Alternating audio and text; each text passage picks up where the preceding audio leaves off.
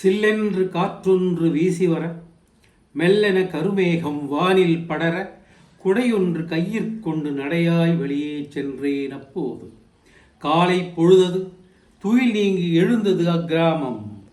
வேலைக்காய் ஓடுகின்ற இளைஞர் கூட்டம், கூட்டை விட்டு பறந்து செல்லும் பறவை கூட்டம், வீட்டு முன் நீர் தெளித்து கோலமிடும் பெண்டிர் பலர்.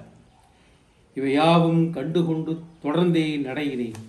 நேரம் மெல்ல மெல்ல கடந்து போக ஈரக்காற்று லேசாக தலையினை காட்டிற்று.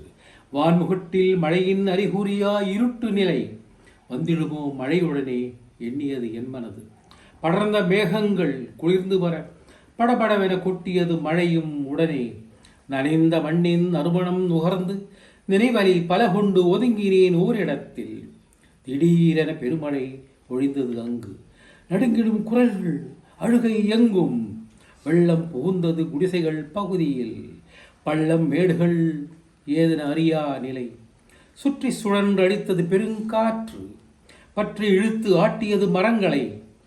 கூற்றுவன் போல் வந்த கொட்டும் மழையினில் காற்றினை தாங்காது வீழ்ந்தன குடிசைகள்.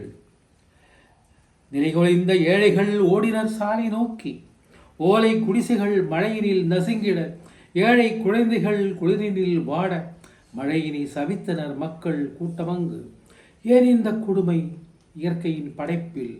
சிந்தித்தேன் ஓர்கணம். குழம்பிய மனதோடு இறைவனின் படைப்பில் இருந்தது அழகு. திரைகடல் சூழ்ந்த புவியினை படைத்தான். பறந்து விரிந்த நிலத்தினிலே அடர்ந்த மலைத்தொடர் காடுகள் அமைத்தான். பறவை விலங்குகள் பலவாறு படைத்து இறுதியாய் படைத்தான் மானிட இனத்தினை. உறுதுணையாய் அவர் கொள்ள அறிவினை கொடுத்தான். உறுதுணையாய் அவர் கொள்ள அறிவினை கொடுத்தான். பல்லாயிரம் ஆண்டுகள் எளிமையாய் வாழ்ந்தவர் தொல்லை தரும் செயல்களில் ஈடுபட்டார். பின்னாள் மதங்கள் சாதிகளாய் இனத்தினை வேறுபடுத்தி அமைதியை அழித்தார். அநீதியும் வளர்ந்தது. சுமையாய் அவனை சுமந்து நின்ற புவியும் தீமைகள் பலவால் போகிறதோ அழிவை நோக்கி. நீரிலும் உணவிலும் காற்றிலும் கலப்படம். போர்கள் பல செய்து நாட்டினை அழிக்கிறார். சீர்கொண்ட நம் புவியில் மாறியது காலநிலை. நிலச்சரிவு, பூகம்பம், காட்டு தீ, எரிமலை வெடிப்பு, கடல் பெயர்ச்சி என எண்ணிலா துன்பங்கள் காண்கிறோம் கண்கூடாய் நமது தலைமுறையில்.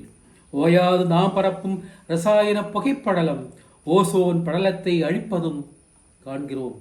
மலைகள் மறைவதும், காடுகள் அழிவதும், நீர்நிலைகள் குறுகுவதும் காலநிலையை மாற்றிடுமே. நொந்து கொண்டு இதனால் இயற்கை தரும் தண்டனையோ மக்களுக்கு? சிந்தியுங்கள் நண்பர்களே, தெளிவாக ஓர் நிமிடம். சிந்தியுங்கள் நண்பர்களே, தெளிவாக ஓர் நிமிடம்.